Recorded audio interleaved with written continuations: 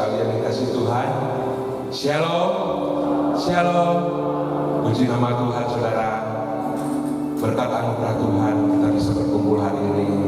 Hari ini hari pertama, minggu pertama di bulan Agustus ini kita kembali mengadakan ibadah. Sungguh perjalanan hidup kita dipimpin oleh Tuhan hingga hari ini. Kita ada saat ini bukan oleh karena kuat gagah kita, tetapi karena anugerah Tuhan, kasih Tuhan kepada kita. Mari saudara, kita sehatikan hati kita pagi ini. Kita mau memberikan yang terbaik kepada Tuhan. Kita akan mempersembahkan pujian yang terbaik, karena Dia senantiasa memberikan yang terbaik juga kepada kita. Sebelumnya kita akan bersama-sama sehati untuk berdoa. Mari satukan hati kita. Bapa di surga yang penuh kasih, kami bersyukur Tuhan untuk hari yang baru yang Kau ciptakan bagi kami. Khususnya hari ini Tuhan, kami datang ke rumah-Mu untuk beribadah Tuhan. Kami telah mempersiapkan hati kami Tuhan. Kami datang dengan penuh kerinduan Tuhan. Kiranya Tuhan yang sudah baik atas hidup kami ingin membalas kasih-Mu Tuhan dengan mempersembahkan pujian penyembahan yang terbaik juga Tuhan. Karena Engkau layak menerimanya Tuhan. Terima kasih Bapa buat segala kebaikan Tuhan di dalam hidup kami. Kami ada saat ini Tuhan oleh semuanya karena anugerah Tuhan, oleh karena kebaikan Tuhan. Terima kasih Bapa, sehatikan kami Tuhan, baik yang melayani maupun jemaat-Mu Tuhan yang hadir pada hari ini Tuhan. Biarlah Tuhan yang akan memberkati kami semua Tuhan. Damai sejahtera Engkau turunkan Tuhan atas kami Tuhan. Kami Tuhan mempersembahkan Tuhan pujian kami bagi hormat kemuliaan-Mu Tuhan. Terima kasih Bapa. Kami mau tanggalkan Tuhan segala beban kesedihan kami Tuhan saat ini. Kami mau memakai jubah pujian Tuhan untuk memuliakan Engkau, menghormati Engkau Tuhan. Kami percaya Tuhan Kau bertahta di atas puji-pujian kami Tuhan. Terima kasih Bapa. Biarlah Engkau berkati Tuhan ibadah kami dari awal pertengahan sampai akhirnya. Kami persembahkan segala puji hormat kami hanya dan buat Engkau Tuhan. Di dalam nama Tuhan Yesus Kristus kami sudah berdoa dan mengucap syukur. Haleluya. Amin. Mari kita bisa Tuhan hadir tengah-tengah kita senangkan Dia, muliakan Dia.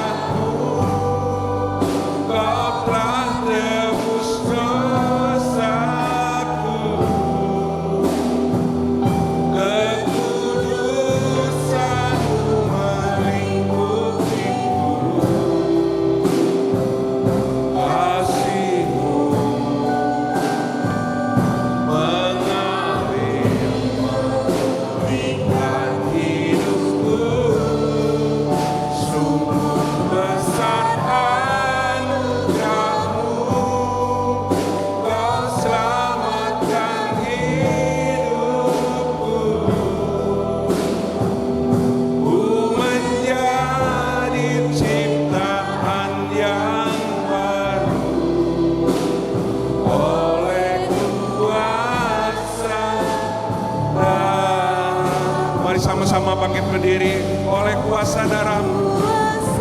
Haleluya, oleh kuasa darah-Mu Tuhan kami telah ditebus.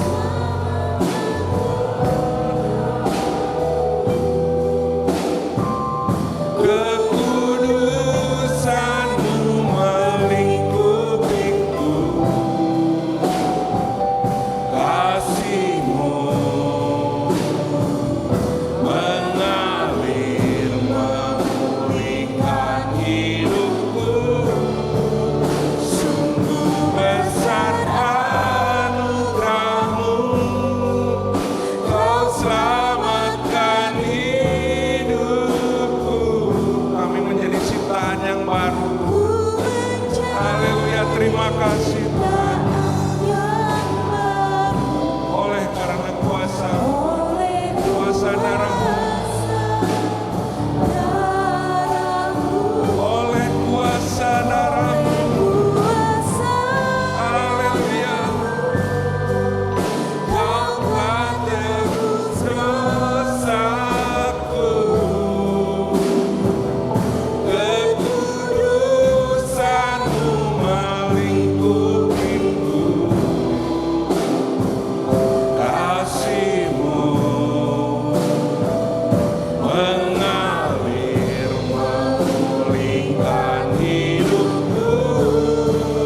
Sungguh besar anugerah-Mu, Kau selamatkan hidupku. Ku menjadi ciptaan yang baru oleh kuasa darah-Mu. Ku menjadi ciptaan yang baru oleh kuasa darah-Mu. Ku menjadi ciptaan yang baru oleh kuasa darah-Mu. Haleluya, haleluya. Beri kemuliaan buat Tuhan. Terima kasih Tuhan, Kau telah menyelamatkan hidup kami. Pagi ini kami mau bersukacita di dalam Engkau Tuhan. Mari kita akan menyambut Sang Raja kita, Yesus, di dalam nama Tuhan Yesus. Mari kita bersukacita.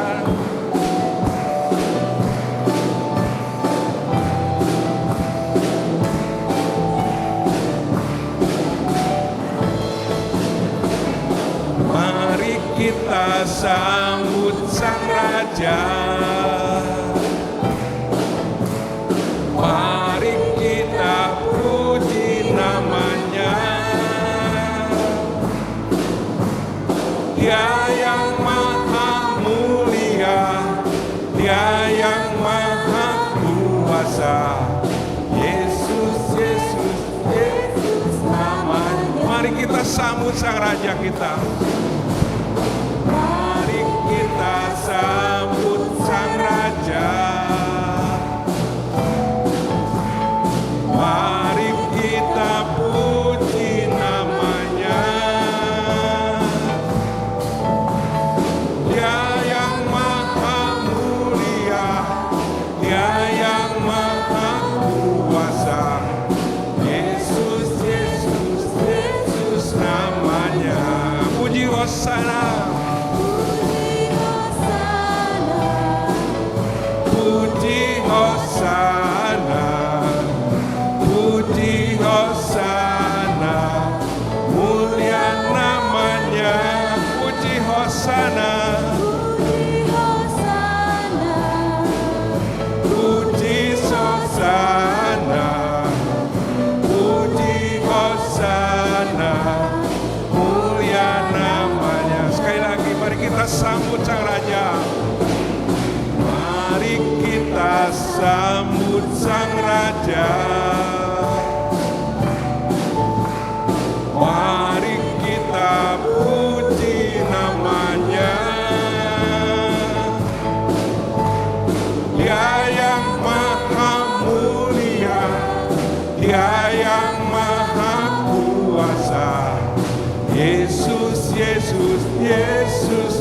namanya. Puji Hosana.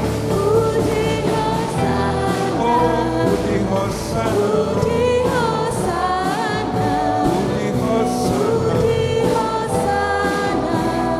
Mulia namanya. Puji Hosana. Puji Hosana. Puji Hosana. Mulia namanya. Puji Hosana.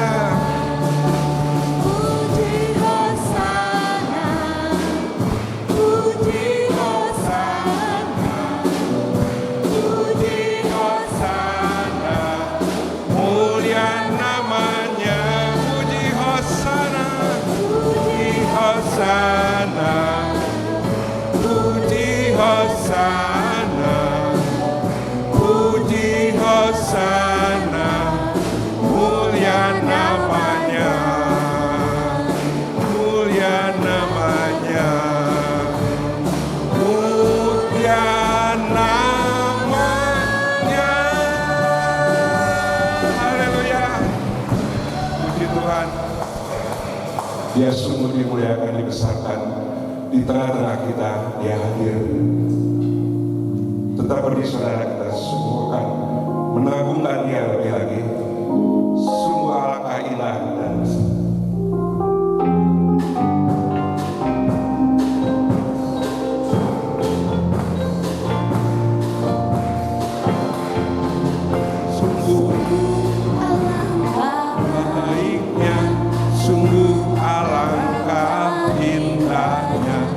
saudara semua hidup rukun bersama. Sungguh alangkah baiknya, sungguh alangkah indahnya bila saudara semua hidup rukun bersama.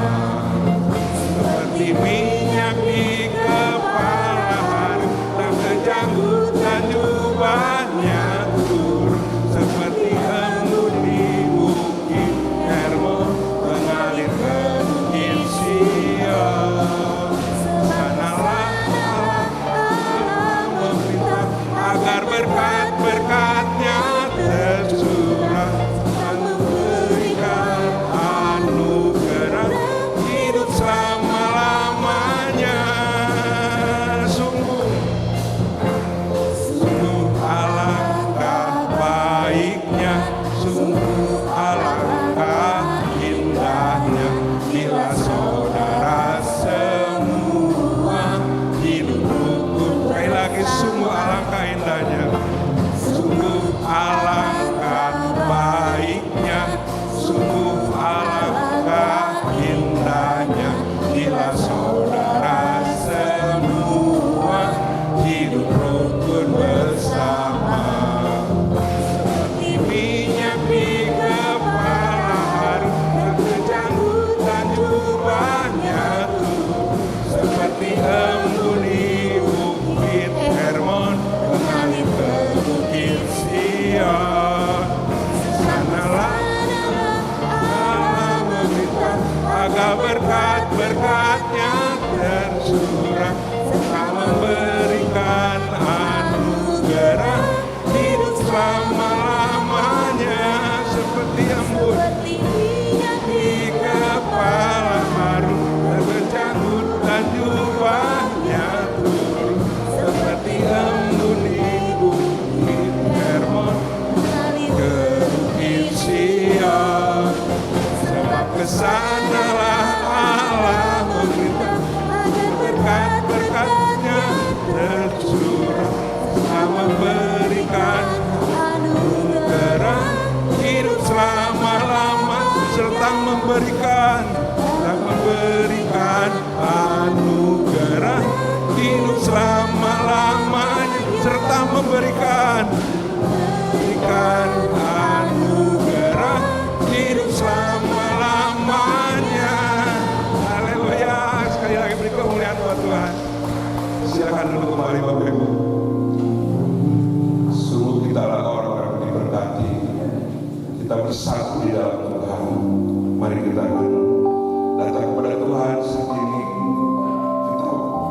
sebentar kita akan dilayani oleh Roda Badan Kudus. Kita boleh menikmati kasih Tuhan yang sudah Tuhan curahkan, Tuhan yang sudah memberikan kita keselamatan, darahnya tercurah di kayu salib. Dia yang sungguh setia dan selalu ada di dalam hidup kita. Kau ada Tuhan bersama kami.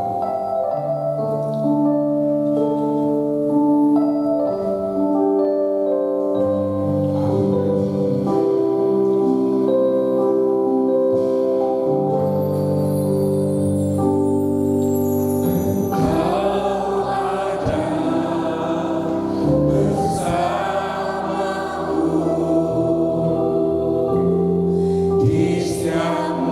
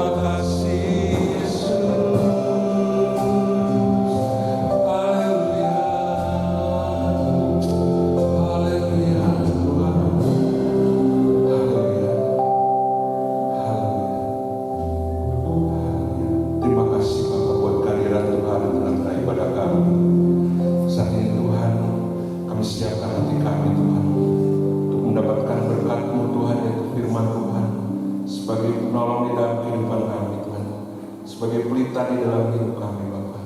Mari Bapa, kami siapkan hati kami Tuhan. Kau yang akan memberikan Tuhan hikmat-Mu Tuhan kepada hamba-Mu yang menyampaikannya Tuhan. Berkati Tuhan setiap kami oleh firman. Dalam nama Tuhan Yesus kami sudah berdoa. Haleluya. Amin. Saya undang Bapak Gembala Sidang yang akan memberikan firman Tuhan.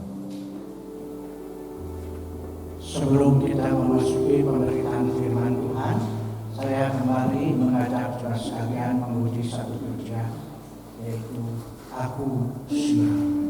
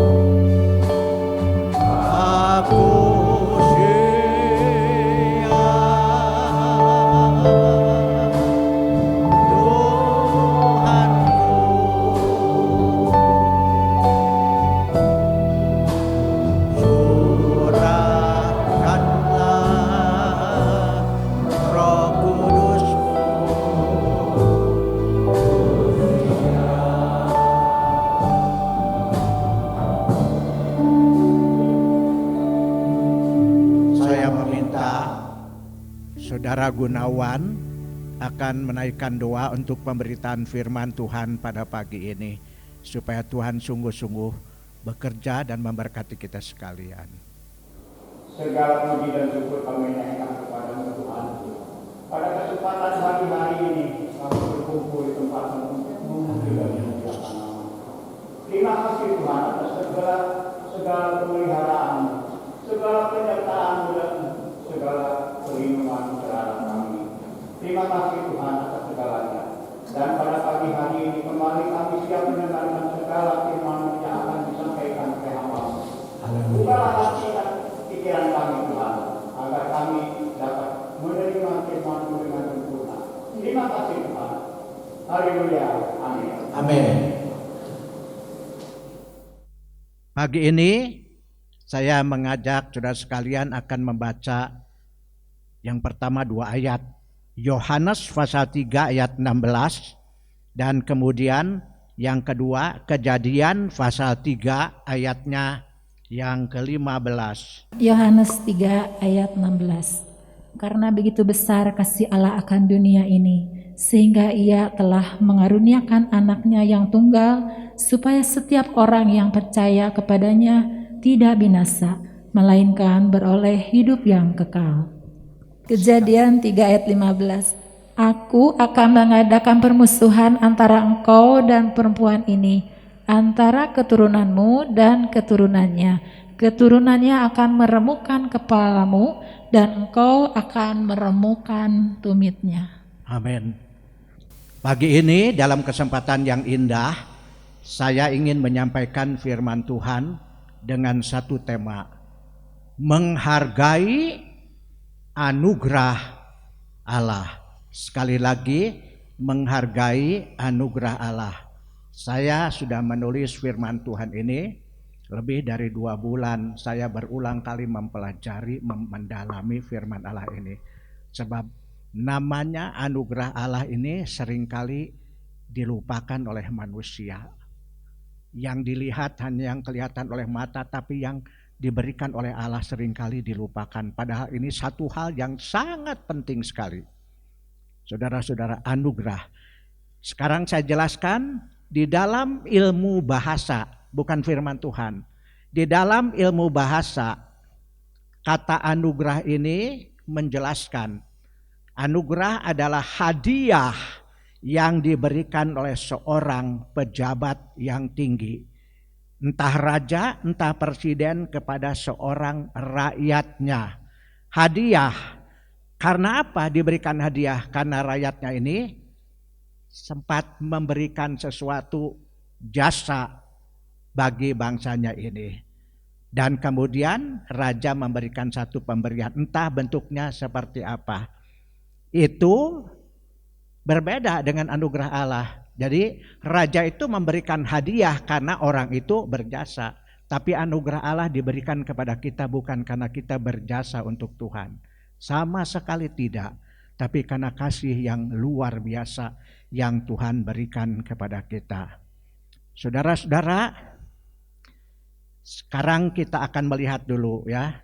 Ini kata-kata atau kalimat tentang anugerah Allah ini. Anugerah adalah pemberian yang sangat berharga dan tidak dapat dinilai dengan materi. Anugerah yang diberikan oleh Tuhan dalam bentuk, nanti kita akan lihat. Sekarang kita kembali dulu kepada kitab Kejadian pasal 3:15. Ini di dalam kitab Kejadian pasal 3:15 ini pernyataan kasih dan anugerah Allah yang pertama diberikan kepada manusia. Saudara perhatikan baik-baik. Manusia adalah ciptaan Allah yang paling sempurna di segala barang yang diciptakan oleh Allah. Paling sempurna. Sebab firman Allah mengatakan manusia dijadikan menurut peta dan teladan Allah. Segambar dengan Allah. Dan di dalam diri manusia ini ada hal-hal yang indah, yang luar biasa, yang tidak dimiliki oleh makhluk-makhluk yang lain. Bahkan malaikat sekalipun tidak ada seperti ini. Itu anugerah Allah luar biasa. Saudara-saudara, manusia yang pertama Adam dan Hawa ditempatkan oleh Tuhan di Taman Eden. Dia diberi peraturan sebagai makhluk ciptaan Allah, dia harus taat kepada firman Tuhan. Sederhana sekali peraturannya. Semua buah-buah yang ada di dalam taman ini boleh kamu makan. Kecuali buah yang ada di tengah taman ini, yaitu buah pohon pengetahuan baik dan jahat. Jikalau kamu makan buah ini, kamu akan mati. Mati secara jasmani Adam dan Hawa tidak mati, bisa hidup ratusan tahun kemudian, berkembang hidupnya. Ya, tapi secara rohani ketika dia berbuat kesalahan di hadapan Tuhan, dia tersingkir dari hadirat Tuhan. Sudah diberikan peringatan saudara-saudara oleh Tuhan sendiri kepada Adam dan Hawa. Satu hari ketika Hawa berjalan sendirian, ya, saudara-saudara, dia berjalan sendirian tanpa Adam. Dan berulang kali dia melihat pohon pengetahuan baik dan jahat. Hatinya berkata, alangkah indahnya buah pohon pengetahuan baik dan jahat ini. Alangkah indahnya seandainya aku bisa makan buah ini. Tetapi dia ingat firman Tuhan mengatakan, jangan kamu makan buah pohon pengetahuan baik dan jahat. Nah saudara, kesendiriannya ini diikuti oleh iblis. Iblis lebih dulu jatuh di dalam dosa. Pemimpinnya yang jatuh dalam dosa ini sepertiga dari jumlah malaikat. Pemimpinnya adalah Lucifer, malaikat yang paling elok, paling hebat di antara malaikat ini. Dan dia mencoba mengataskan dirinya, menyamai Allah. Dan ini satu tindakan yang sungguh-sungguh durhaka. Yang diciptakan bisa mencobai yang menciptakannya. Itu mustahil, tapi dia lakukan. Dan kemudian ketika dia melakukan semua ini, Allah mengutuki Lucifer. Dan sepertiga dari malaikat mengiring kepada dia, jatuh dan kemudian tersingkir. Tersingkir dan tidak mempunyai apa-apa yang menjadi pengharapan lain dengan Adam dan Hawa. Dan ketika Allah menciptakan Adam dan Hawa begitu indah, ini Lucifer melihat semua ini. Dan dia merasa iri hati dengan semua ini. Jadi dia berusaha untuk menjatuhkan manusia ini supaya ya tidak bisa menikmati anugerah Allah. Jadi bukan satu saat langsung kemudian itu, tidak. Terus mengikuti kemanapun manusia berada, khususnya itu Hawa dalam sendirian ke sana. Mengikuti dalam wujud apa? Alkitab mengatakan wujudnya dalam bentuk ular. Kemana Hawa pergi dia mengikuti. Satu hari ketika memandang pohon pengetahuan baik dan jahat, iblis itu berkata begini, Allah mengatakan kepada kamu, semua buah-buah yang ada di dalam taman ini tidak boleh dimakan, kecuali buah pohon pengetahuan baik dan jahat. Jadi diputar balik oleh iblis ini. Dan Hawa tahu firman Tuhan. Cuma tahu tidak cukup, tapi perlu mentaati firman Tuhan di atas segala-galanya.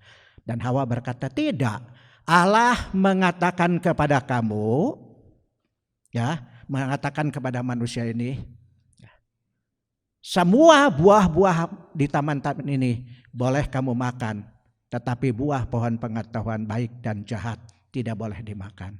Sebab pada saat kamu ditambah firman Tuhan ini karena keraguan ini, menjamah dan memakan buah ini, niscaya kamu akan mati. Tahu, tapi sudah ada tambahan, padahal bukan firman Tuhan, jamah. Tuhan yang mengatakan makan dan kamu akan mati.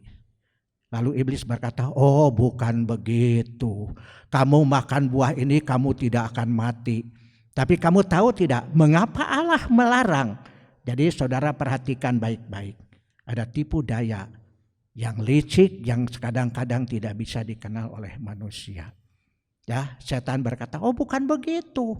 Kalau kamu makan buah pohon pengetahuan baik dan jahat ini, kamu tidak akan mati. Kamu akan seperti Allah. Berubah seperti Allah. Seperti Lucifer ingin sama seperti Allah. Dia terapkan kepada Hawa ini. Dan masuk dalam pikirannya seperti Allah. Bayangkan kalau seperti Allah, bagaimana keadaan manusia ini? Pikir terus tiap hari berpikir seperti itu, masuk kuasa kegelapan ini. Ya, dan kemudian dia mengambil, dia makan, jatuh di dalam dosa. Dan diberikan kepada Adam suaminya, dan kedua-duanya makan buah itu. Dan ketika mereka makan buah ini, calik mata rohaninya. Calik matanya, yang pertama yang dia ketahui, Adam dan Hawa ketahui, apa yang dia ketahui? Siapa yang ingin mengatakan? Dia sadar bahwa dirinya bertelanjang. Tidak diberikan pakaian, sama seperti makhluk yang lain pada saat itu. Tetapi setelah pikirannya terbuka seperti itu, dia menjadi ketakutan dan kemudian malu dan dia bersembunyi. Padahal setiap hari bertemu dengan Allah, berbincang dengan Allah, mendengarkan nasihat daripada Allah. Tapi kali ini mereka bersembunyi. Alkitab mengatakan mereka menyemat daun-daunan dan kemudian memakai sebagai pakaiannya. Dan ketika Allah berkata, Adam, Adam dan Hawa, di manakah engkau? Bukan datang menghadap, tapi bersembunyi. Mampukah manusia bersembunyi dari hadirat Allah? Tidak mungkin. Dan kemudian ketemu, mengapa kamu bersembunyi? Dan mereka berkata, kami bertelanjang, kami malu. Siapa yang memberitahukan kamu bertelanjang? Sudahkah kamu melanggar firman Allah? Dan kamu makan buah yang sudah dikatakan oleh Allah. Jangan kamu makan. Lalu Hawa mengatakan, si iblis menipukan hamba. Jadi lemparkan tanggungnya iblis. Kalau bukan iblis saya tidak mungkin bisa. Tapi kenapa nurut? Kalau tahu iblis kenapa nurut? Ya. Jadi si iblis yang menipukan aku dan kemudian aku makan sendiri. Dan firman Tuhan mengatakan kamu makan buah itu kamu akan mati. Secara lahiriah tidak mati. Tapi di dalam Kejadian pasal 3 ayat 16 ini. Tuhan menggambarkan sebelum mengusir manusia dari Taman Eden. Ya, Tuhan berkumpul di sana. Ada iblis masih dalam bentuk ular. Adam dan Hawa di sana berkata. Ya. Sekali lagi tolong bacakan kitab Kejadian pasal 3 ayat 15 ini dengan jelas. Kejadian 3 ayat 15. Aku akan mengadakan permusuhan antara engkau dan perempuan ini, antara keturunanmu dan keturunannya. Keturunannya akan merebutkan kepalamu dan engkau akan meremukkan tumitnya. Aku akan mengadakan permusuhan antara kamu, yaitu Lucifer, iblis ini, bersama Adam dan Hawa. Keturunan perempuan ini, dengar baik-baik, ini satu nubuat firman Allah tentang janji Allah untuk menyelamatkan kehidupan manusia, anugerah Allah. Keturunan perempuan ini akan meremukan kepalamu dan kamu akan mematuk tumitnya. Jadi Tuhan akan mengirim juru selamat. Dikatakan benih perempuan ini.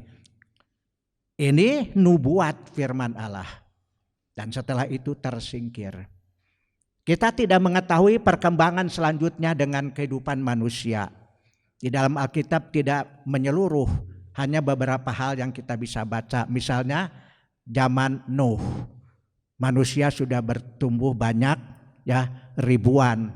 Lalu tetap dosa ini mempengaruhi mereka.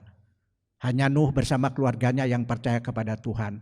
Tapi ribuan orang mereka melakukan hal-hal yang jahat kepada Tuhan. Ya, tidak peduli, dinasihati oleh Nuh tidak peduli. Dan Tuhan berkata kepada Nuh, aku akan menghancurkan manusia ini. Buatlah bagimu sebuah bahtera, ukurannya luar biasa. Zaman dulu tidak ada gergaji, tidak alat-alat seperti sekarang modern. Tapi Nuh harus melakukan ini. Luar biasa bahtera ini. Dan menyuruh mengumpulkan binatang-binatang tiap jenis. Dan mereka masuk ke sana, kemudian Tuhan tutup pintunya. Dan mereka mentertawakan. Bagaimana mungkin orang mendirikan kapal di bukit. Kapal itu kan berlayar di laut, di atas air. Ini di sini ya diejek Nuh, tapi dia tidak peduli. Dan kemudian Tuhan turunkan hujan. Berapa lama saudara? Kemarin di kota Bandung terjadi hujan angin, ya banyak pohon yang tumbang dan sebagainya. Rame, langsung sorenya di televisi disiarkan, Bandung banjir, ya Pagarsi banjir, hujannya luar biasa. Genteng berterbangan, ada rumah yang roboh, heboh. Tapi Tuhan ini menjatuhkan hujan ini, bukan cuma hujan, air dari dalam tanah ini, rekah tanahnya kemudian air keluar. Makin lama makin tinggi sampai tertutup semua bumi ini. Kemana mereka? Lari ke tempat tinggi, naik anginnya. Airnya naik. Dan baru kemudian dia sadar. Bahtera terangkat, mulai bergerak. Mereka berteriak, Nuh tolong kami, Nuh tolong kami. Bisa selamat? Tidak. Allah sudah memberikan anugerah. Allah sudah memperingatkan mereka, tapi mereka tidak peduli. Dan mereka binasa semua, hanya Nuh bersama keluarganya. Nabi Nuh bersama istrinya, 3 anak lakinya, 3 anak mantunya masuk dalam bahtera. Ya, kemudian hanya 8 orang hidup. Entah berapa lama bahtera itu berlayar terus berkeliling di dunia ini. Sampai kemudian surut kembali dan turun dan Tuhan berkati. Pendek saja, tidak ada cerita banyak, terus muncul pasal Kejadian 11. Keturunan Nuh dalam jumlah yang sudah cukup banyak. Mereka berada di tanah Sinear dan berkata, mari kita membuat batu bata di sini. Kita mendirikan satu menara yang tingginya sampai ke langit. Dan kita jangan berpisah satu dengan yang lain di sini. Sekali lagi manusia mulai melanggar firman Allah. Yang melanggarnya apa? Yang dilanggarnya apa? Tuhan berkata, bertambah-tambahlah kamu dan penuhi bumi. Bukan berkumpul di sana kemudian menentang Allah. Dan Allah berkata dalam firman Tuhan mengatakan, mari kita turun ke dunia ini. Ini adalah permulaan mereka. Kalau mereka dibiarkan, mereka akan makin sesat. Kita turun ke bumi, Allah Tritunggal ini turun ke bumi dan kemudian mengacaukan bahasa manusia. Mereka sedang bekerja tiba-tiba bingung. Minta ini dikasih yang lain. Panik semua dan kemudian tinggalkan semua pekerjaan itu. Bubar dan terjadilah kemudian kita melihat. Sampai sekarang kita melihat di dunia ini berapa bangsa. Berapa bahasa yang digunakan oleh manusia.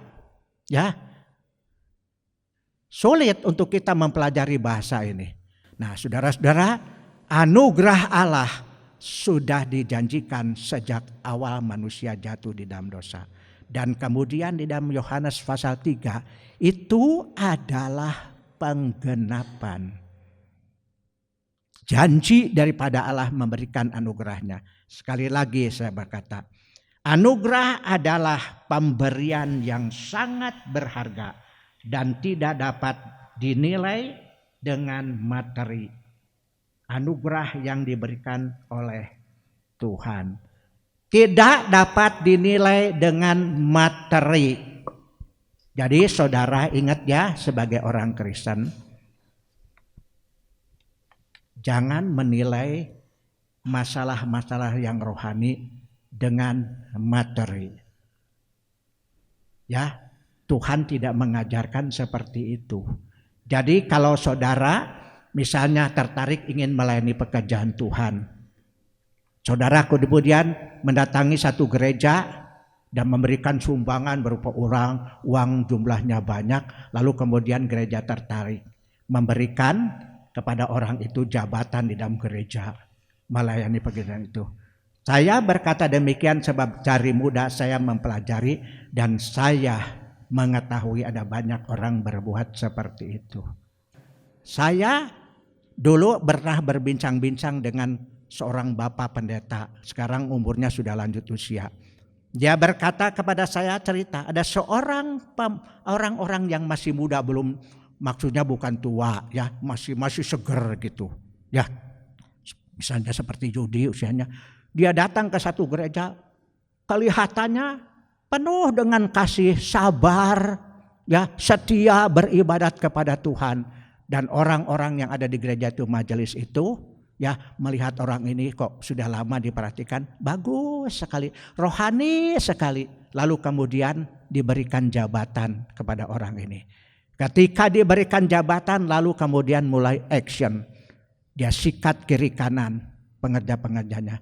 Dan orang dalam gereja itu begitu kecewa. Dan kalau mata rohani kita tidak celik, tidak berharap kepada Tuhan, gereja mengalami kehancuran. Dan sejak saya menyerahkan hidup saya kepada Tuhan, dan luar biasa bimbingan Tuhan ini. Membimbing saya mengetahui yang tersembunyi sekalipun diberitahukan kepada saya. Ya. Dan saya berusaha untuk membimbing, jangan sampai hal-hal yang tidak sesuai dengan kehendak Tuhan itu dilakukan. Dan kemudian kita melihat, saudara perhatikan baik-baik, apa yang dimaksud oleh firman Allah dengan anugerah. 1, keselamatan. Ini penting sekali buat kita sekalian. Keselamatan. 2, pertobatan. 3, kelahiran baru. Be born again. Kemudian yang ketiga, pemeliharaan dan perlindungan Tuhan. Butuh enggak saudara pemeliharaan dan perlindungan Tuhan? Butuh. Dunia ini tidak ada yang aman. Kita melihat sekarang di dunia penuh dengan pergolakan. Kemudian ya, kehidupan yang kekal ini tidak diberikan kepada makhluk yang lain, hanya kepada manusia.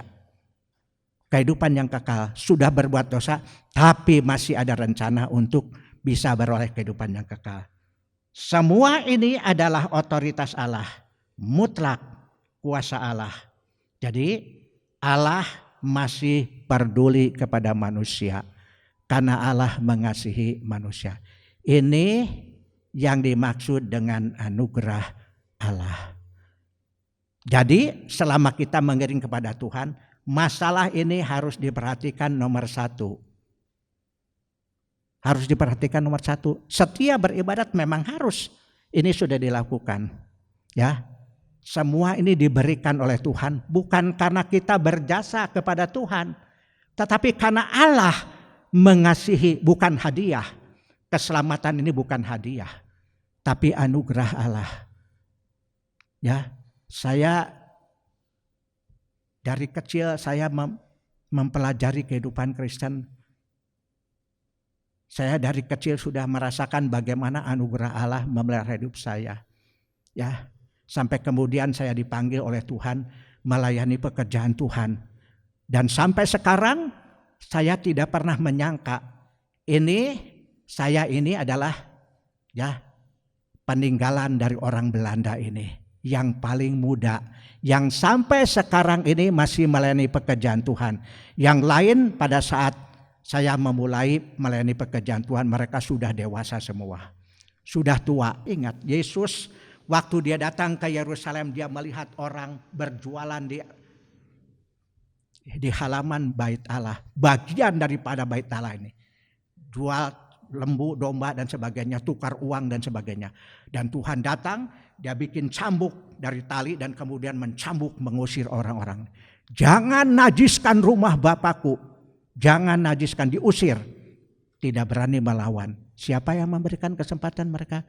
Imam-imam. Jangan main-main. Pada saat imam yang pertama namanya Harun, ketika disuruh membangun kemah sembahyang, Harun sebagai imam besar itu, dia ada peraturan, jangan bertindak sendiri. Dua anaknya dulu, anaknya bapaknya imam, anaknya jadi imam, namanya Nadab dan Abihu.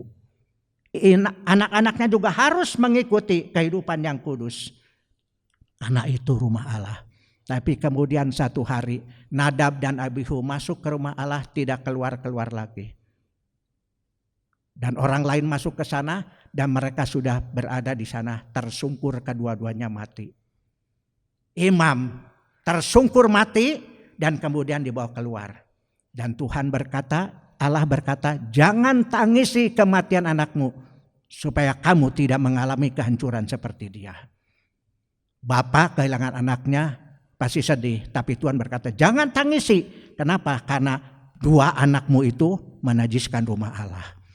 Masuk ke dalam kemah sembahyang, tempat yang suci, dalam keadaan mabuk-mabuk dan di end. Dari semula Allah tidak ini. Dan selama hidup saya melayani pekerjaan Tuhan, saya melihat banyak orang namanya hamba-hamba Tuhan, tapi dia tidak menyadari tanggung jawabnya di hadapan Tuhan.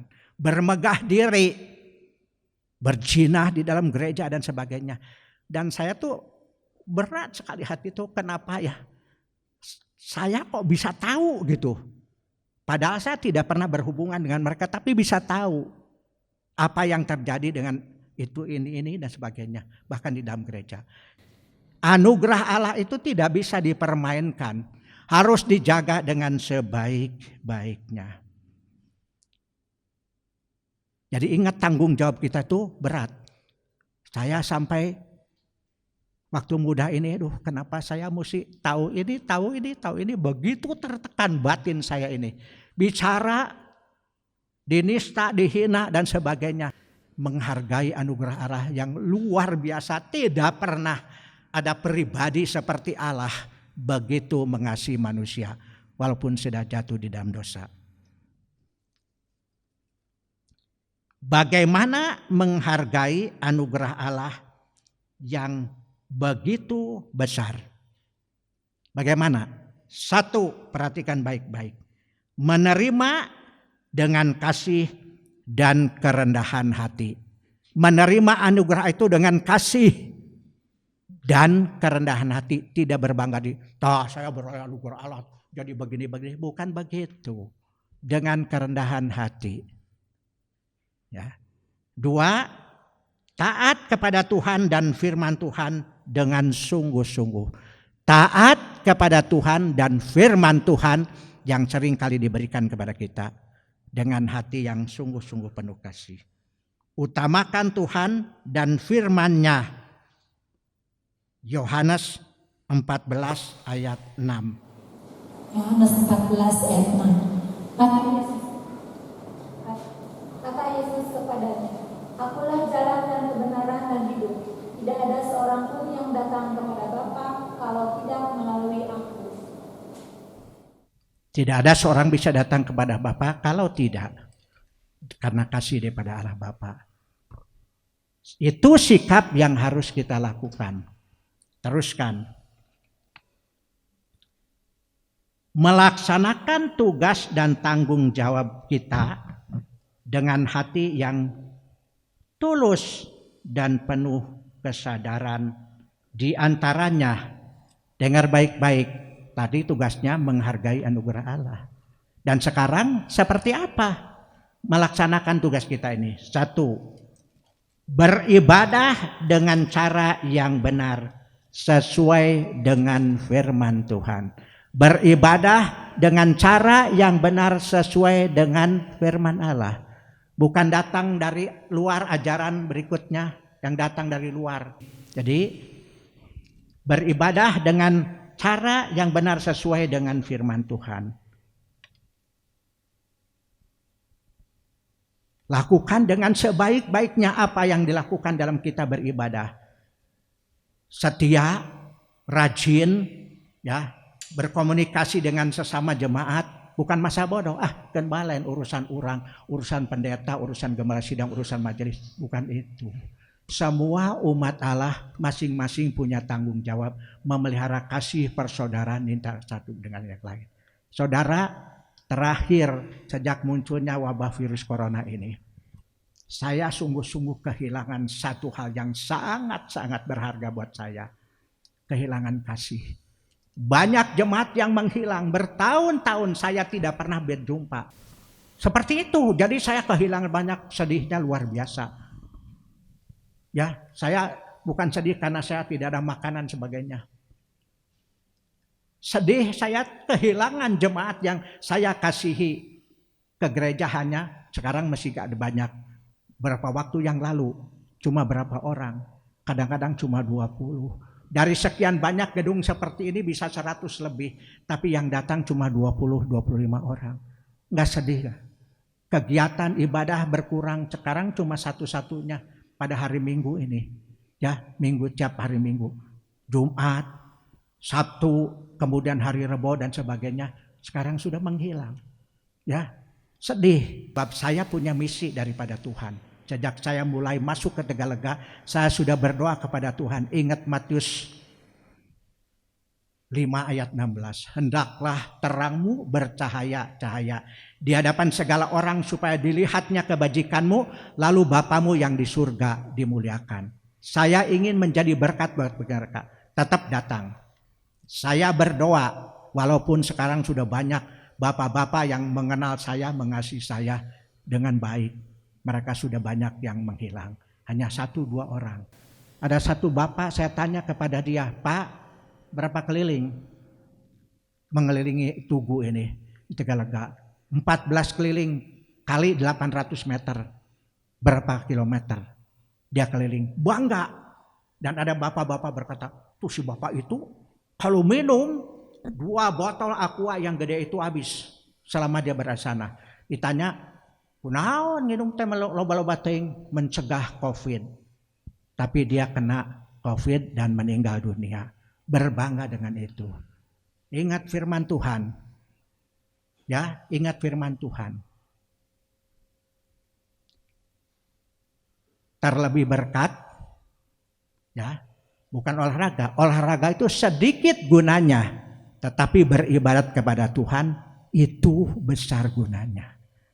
Bukan tidak berarti, ada artinya. Tapi sedikit, sifatnya sederhana seperti manusia ini, sifatnya sederhana. Tapi ibadah ini penting, sebab di dalamnya ada janji Allah untuk tubuh ini, kesehatan itu janji Allah. Dan kemudian keselamatan bagi jiwa kita ini. Saya selalu ingat firman Tuhan, kalau datang berbicara dengan orang-orang tua di sana, saya arahkan kepada dia. Jangan lupakan ini. Biarpun mereka tidak pernah kenal firman Tuhan, saya berusaha untuk berbicara firman Tuhan. Ya. Jadi beribadah, kemudian melayani dengan hati yang tulus dan penuh kasih. 3, mengasihi Allah dan sesama manusia. Lukas 10 ayat 27, kemudian 1 Yohanes 4 ayat 19-20. Lukas 10 ayat 27. Jawab orang itu, kasihilah Tuhan Allahmu dengan segenap hatimu dan dengan segenap jiwamu dan dengan segenap kekuatanmu dan dengan segenap akal budimu. Dan kasihilah sesamamu manusia seperti dirimu sendiri. Mengasihi Allah dan sesama manusia. Sekarang 1 Yohanes 4 ayat 19-20. 1 Yohanes 4 ayat 19 dan 20. Kita mengasihi karena Allah lebih dahulu mengasihi kita. Jikalau seorang berkata aku mengasihi Allah dan ia membenci saudaranya, maka ia adalah pendusta. Karena barang siapa tidak mengasihi saudaranya yang dilihatnya, tidak mungkin mengasihi Allah yang tidak dilihatnya. Seorang Farisi atau ahli Taurat, dia datang kepada Tuhan Yesus. Rabi, apa yang harus saya lakukan?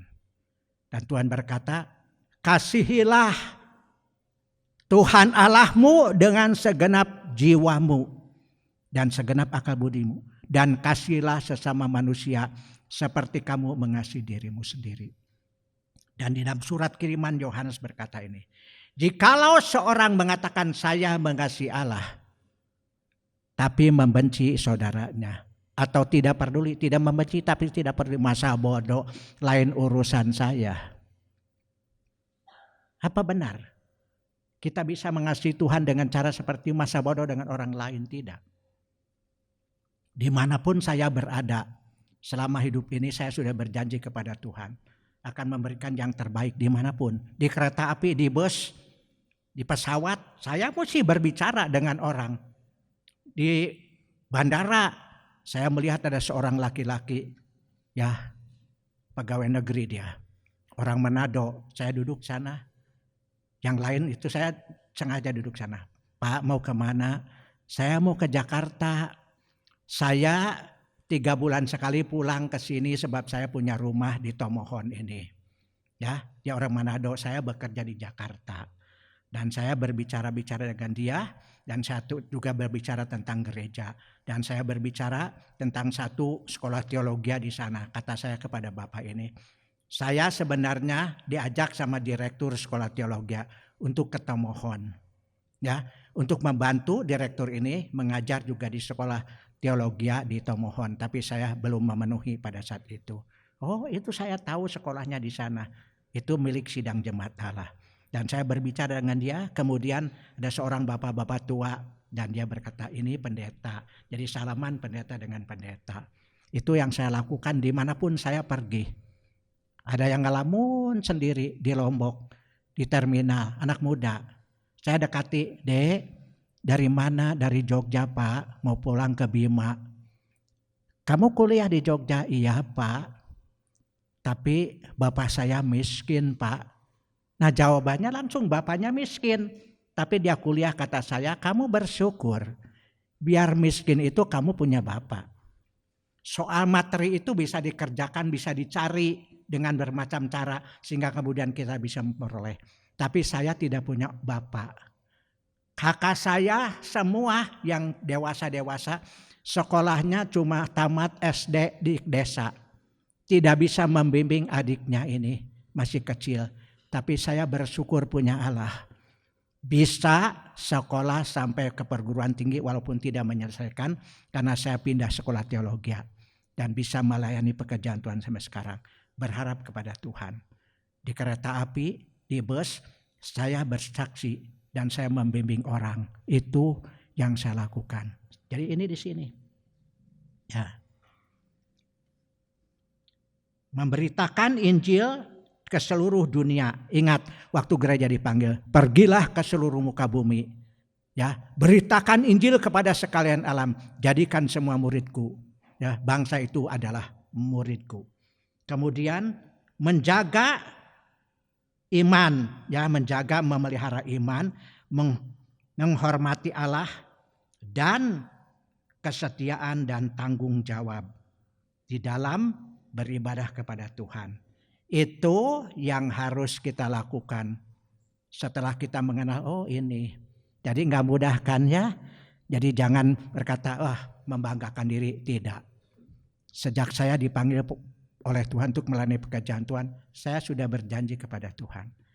Tidak pernah akan menuntut kepada manusia, kepada organisasi gereja. Saya hanya minta Tuhan sendiri yang menempatkan saya.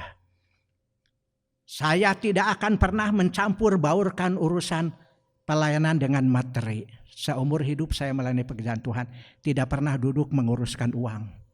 Di gereja Bethesda ada bendahara, cuma saya memberi nasihat kepada mereka, jaga dengan sebaik-baiknya, ini milik Tuhan. Kita punya misi demikian-demikian. Ya, saya memberitahukan kepada mereka, saya tidak pernah mencampur baurkan diri itu.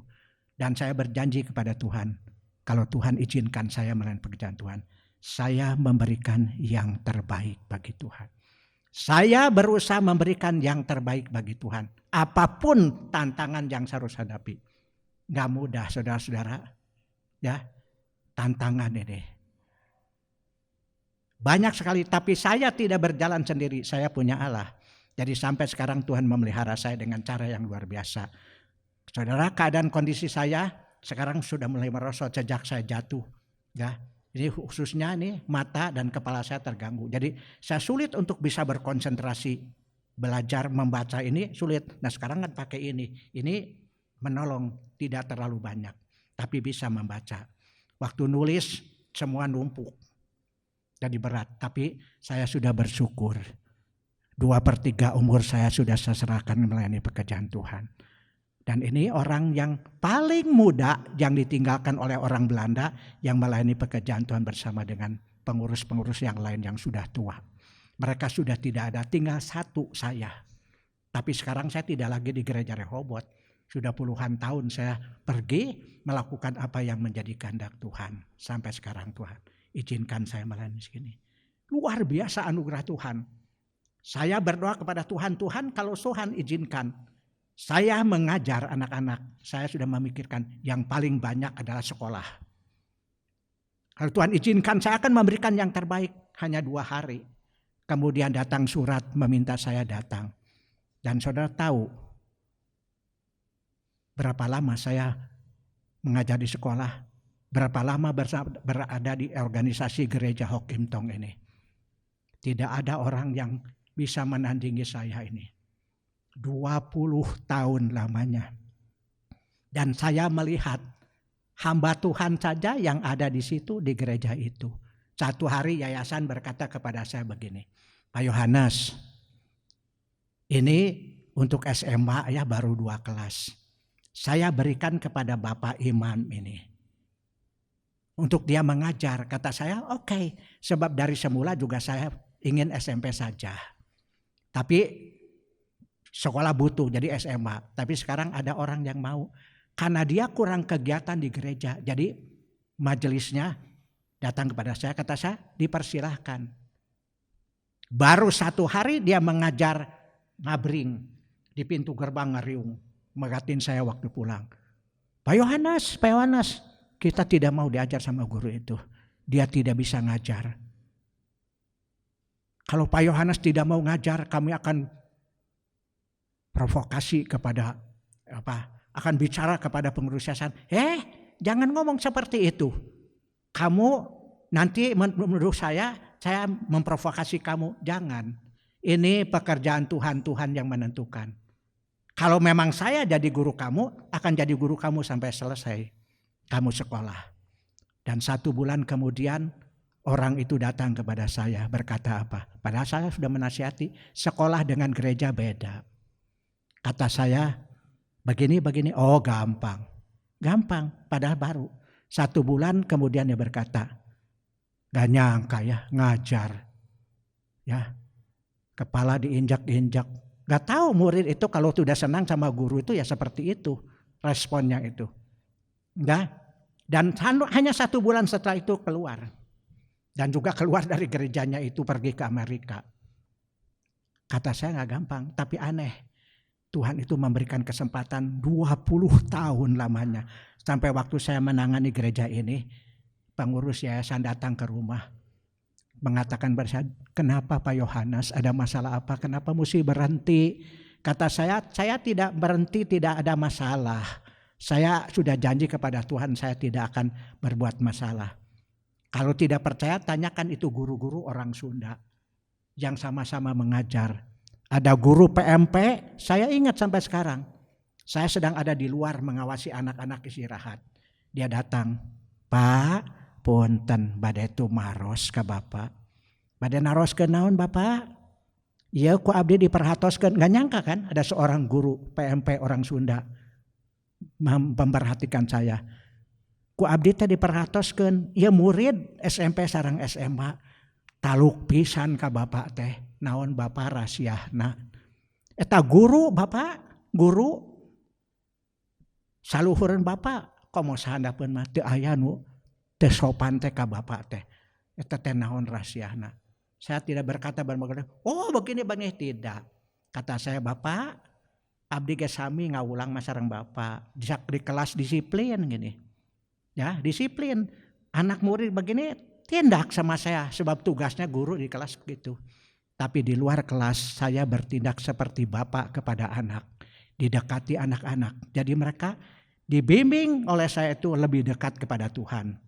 Dan saya bersyukur 20 tahun puluhan anak-anak bimbingan saya yang terpanggil menjadi hamba-hamba Tuhan.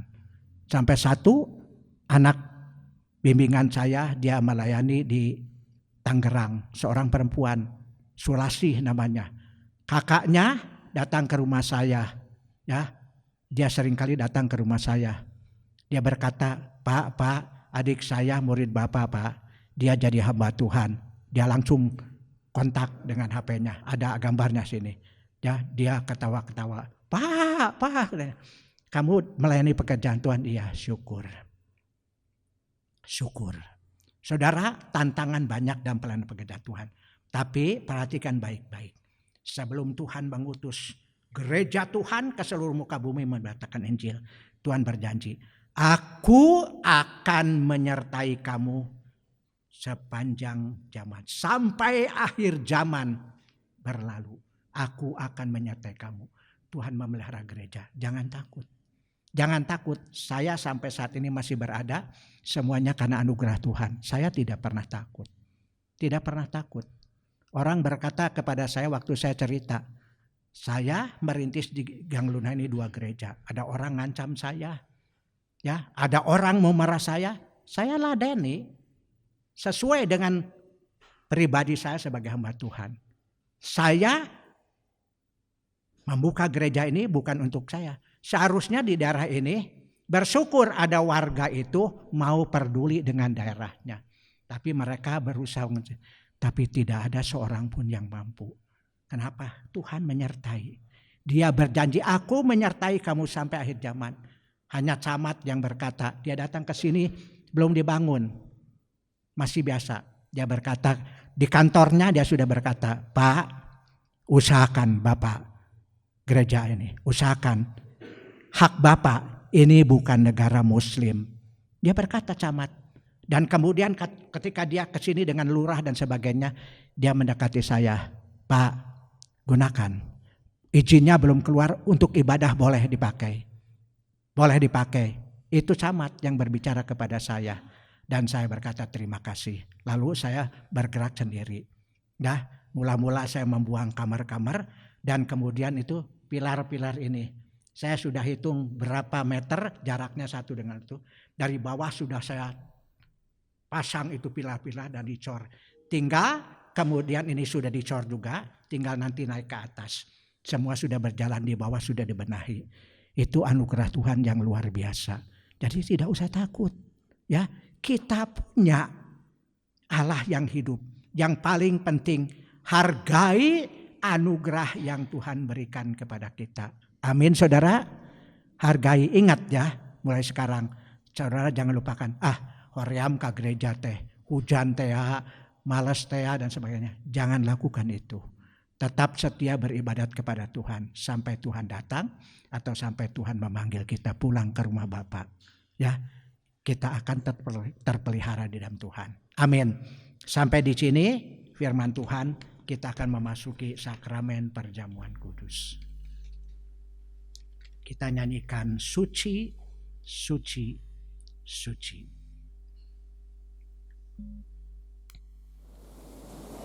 Suci, suci, suci. Allah, Allah.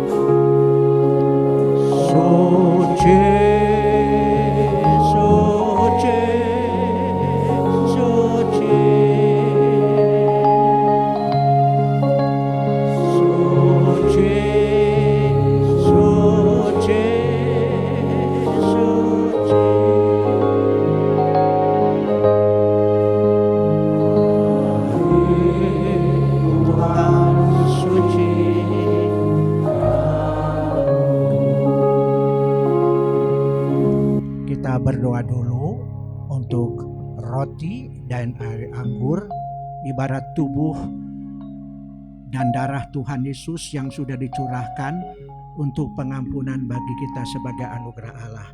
Dan saya minta saudara Surya berdoa untuk roti dan air anggur sebagai perjamuan suci ini. Berkati supaya sungguh-sungguh bisa menjadi berkat bagi kita sekalian.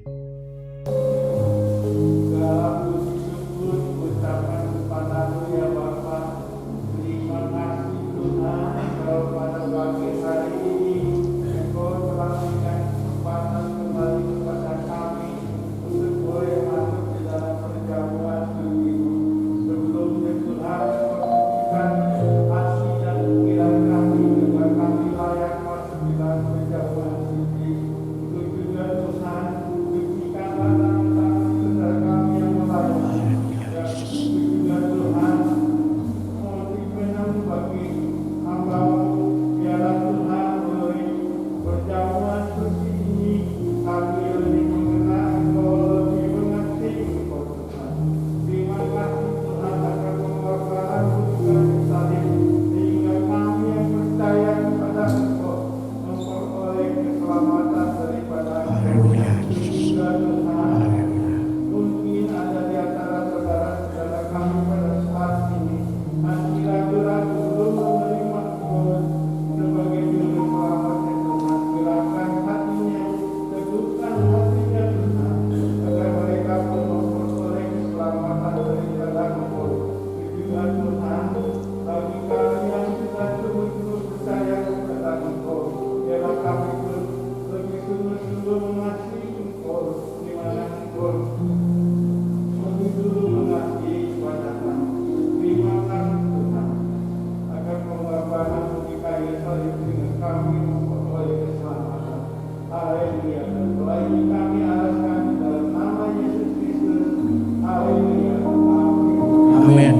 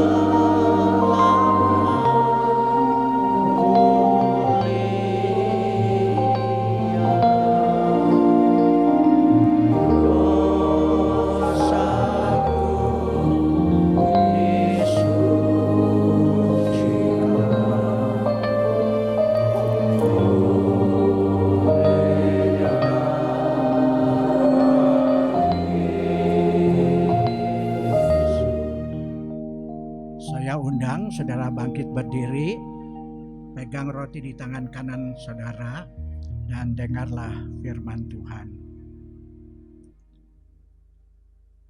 Ketika mereka sedang makan, Yesus mengambil roti, memecah-mecahkannya lalu membagi-bagikan kepada murid-muridnya dan mengatakan, inilah tubuhku, makanlah roti itu, silakan makan.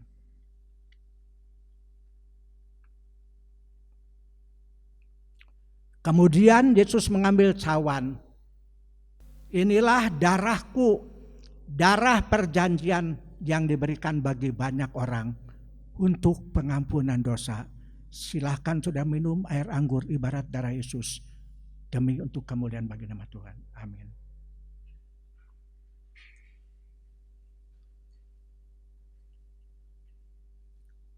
Kita akan tetap berdiri dan kita akan akhiri dengan satu pujian.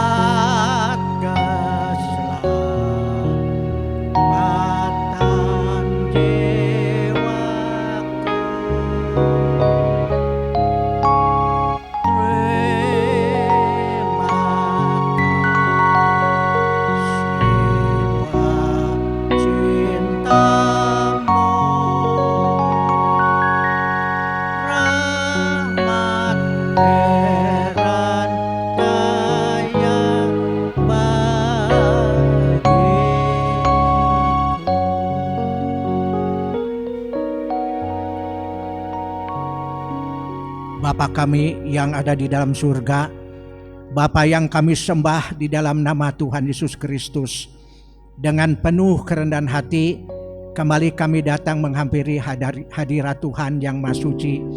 Seusai kami melaksanakan kegiatan ibadah dan juga memperingati pengorbanan Tuhan Yesus demi keselamatan jiwa manusia ini melalui perjamuan yang kudus. Kami ucapkan syukur dan terima kasih buat anugerah yang Tuhan limpahkan kepada kami pagi ini. Kami bisa bersama-sama beribadah kepada Tuhan, menikmati anugerah Allah. Kami mohon Tuhan, apa yang sudah kami lakukan dengan penuh kekurangan dan kesederhanaan ini, meteraikan semua di dalam kuat kuasa Roh Kudus. Supaya semua yang kami lakukan ini tidak kembali kepada Tuhan dengan sia-sia, tetapi sungguh-sungguh bisa membawa kemuliaan kebesaran bagi nama Tuhan. Berkati seluruh jemaat-Mu ya Tuhan, pribadi demi pribadi, keluarga demi keluarga. Khususnya Tuhan kami mohon Tuhan akan pimpin pelihara seluruh jemaat kami, seluruh pengerja-pengerja-Mu Tuhan di zaman akhir yang penuh dengan kegelapan ini. Supaya kami sungguh-sungguh bisa menikmati anugerah Allah, tetap terpelihara di dalam kuat kuasa-Mu ya Tuhan. Dan hamba berdoa kalau ada di antara jemaat kami saat ini dalam keadaan sakit, Tuhan tilik jamah dengan tangan kuasa-Mu dan berikan kesembuhan yang sempurna, supaya nama Tuhan akan dipuji dan dipermuliakan.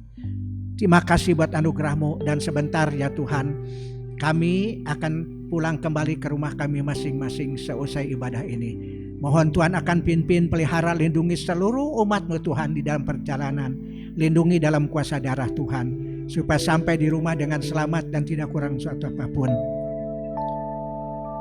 Dan apabila seusai ibadah ini ada di antara umat-Mu ya Tuhan, harus bekerja mencari nafkah, Tuhan tetap memelihara, memberkati dan mencukupkan apa yang menjadi kebutuhan hidup mereka, jasmaninya, rohaninya, istimewa buat keselamatan jiwanya. Terima kasih buat berkat-Mu Tuhan, di dalam nama Yesus kami berdoa. Dan saudara-saudara sekarang, pulanglah dengan sejahtera. Moga kiranya rahmat Tuhan Yesus Kristus, cinta Allah Bapa dan persekutuan Roh Kudus menyertai kami sekalian mulai saat ini sampai Maranatha, Tuhan Yesus datang kembali di atas awan-awan yang permai. Bapa, terima kasih.